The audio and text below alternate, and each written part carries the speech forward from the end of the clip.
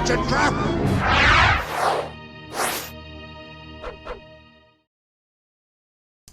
Hello, and in today's 5-Minute Friday, I want to discuss a feature that's in the DJI Fly app that many people are not aware of.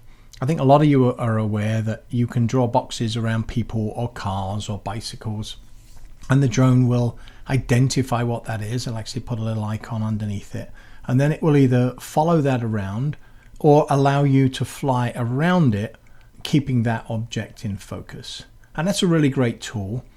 But what a lot of people are not aware of is that you can actually just draw a box around a location, and the drone will track anything that goes into that location. So here I've drawn a box and I'm going to walk into it, and lo and behold, the drone starts following me around. This is actually a really great tool if you are going to be trying to track an object that's moving. It's quite hard to draw a box around something that's moving. It moves out of the box before you get a chance. So this is actually a great way to set things up and allow you to capture things that are going to be moving through an area. Now, it's not perfect. It doesn't actually allow you to use active track, so it won't follow anything because it doesn't recognize it as a car or a boat or anything like that.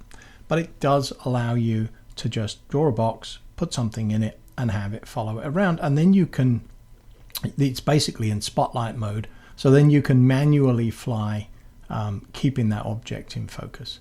Anyway, really simple trick, but I just wanted to put it out there because I didn't think a lot of people were aware of it, and it's a trick that I'm just about to use on a shoot, and I thought I'd put a quick video out there. So hope you found that useful. As always, feel free to leave a comment, and I will see you in the next video.